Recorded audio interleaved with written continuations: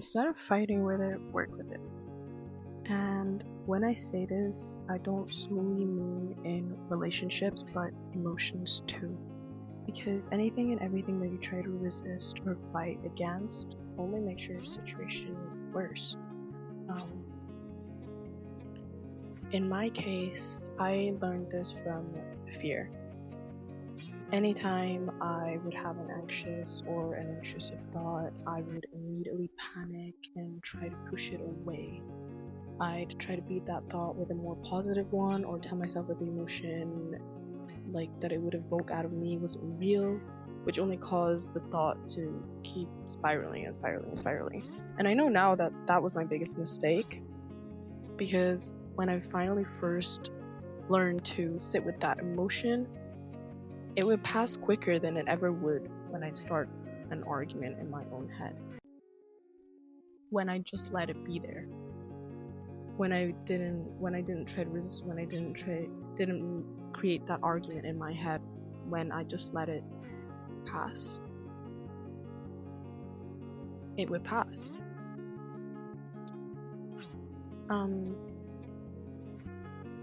Instead of, for example, fighting my anxiety, which would kick in before I left the house, that used to be a big thing for me. It would come up with thoughts like, oh my god, here we go again. I learned to take my anxiety with me.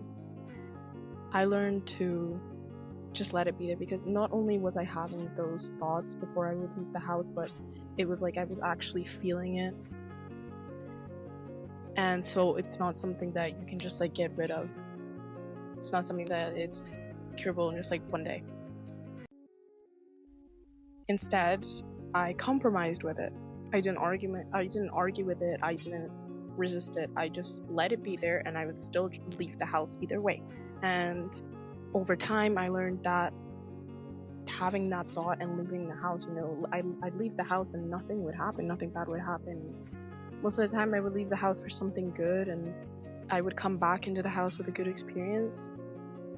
And eventually, my body learned that leaving the house isn't a threat anymore, because again, a lot of these feelings and emotions that we have in the present are created in our childhood. So this was something that I learned from childhood. Leaving the house was a threat for me in my childhood, but in the present, it's not anymore. And also, at the beginning of my healing journey, I believe that after coming back to this, I believe that after watching one video of why anxious thoughts aren't real, it would suddenly just disappear. And while that can happen to some people, it's not a click of a finger. For people who have endured crazy anxiety throughout their lives, as easy as we would like it to be, it's not. You have to become self-aware.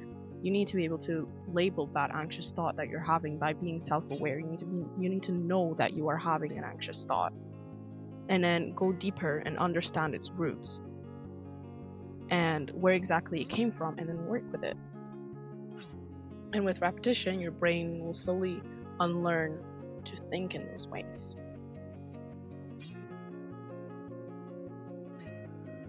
But also, the biggest trick for these thoughts is coming back to the present in yourself and realizing that you're not your thoughts. But that is also a topic for another video, because that's something that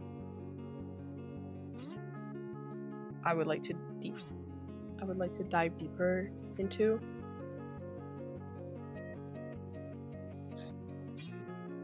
And I would say that the saying, instead of fighting with it, it goes for relationships too. Arguing with your partner almost never solves the problem, and I think that's something that everyone knows. Everyone knows that arguing never solves the problem.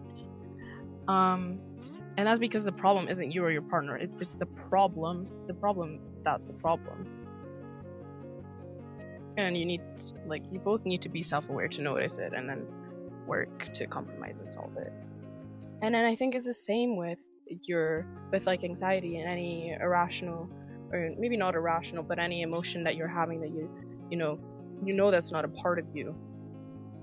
It's like that partner, you know. It's like that relationship. You arguing with it isn't going to solve it.